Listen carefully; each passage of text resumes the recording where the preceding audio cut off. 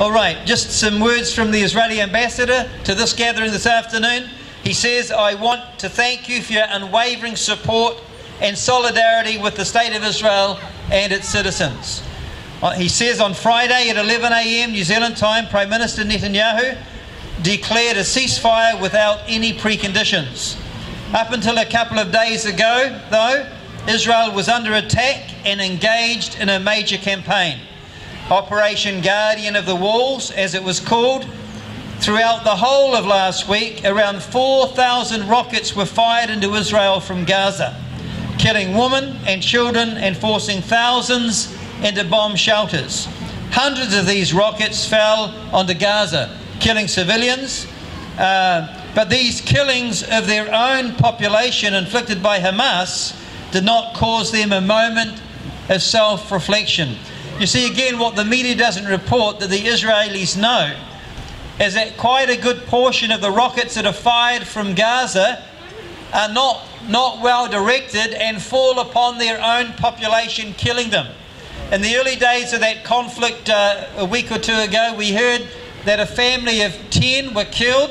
The Israelis said that was actually from one of Hamas's own rockets coming back on them. Unlike the Israelis, who with precision are targeting the instigators who have brought about the conflict. That's the difference.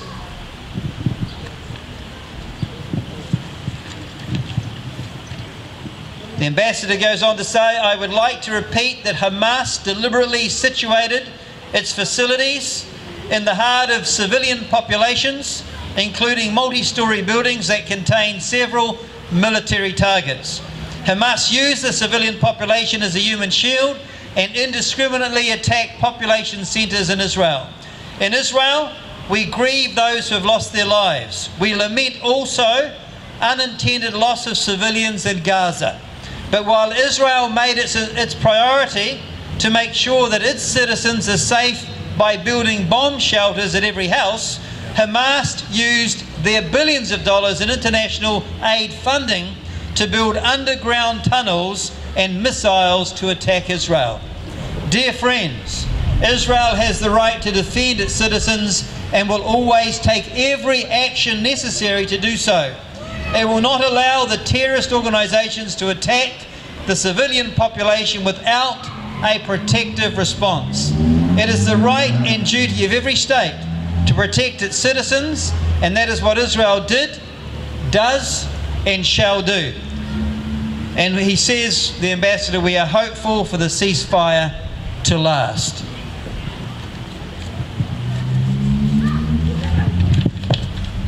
Just rounding off with some final points, and again, this is the Israeli ambassador in New Zealand, His Excellency Yaakoby.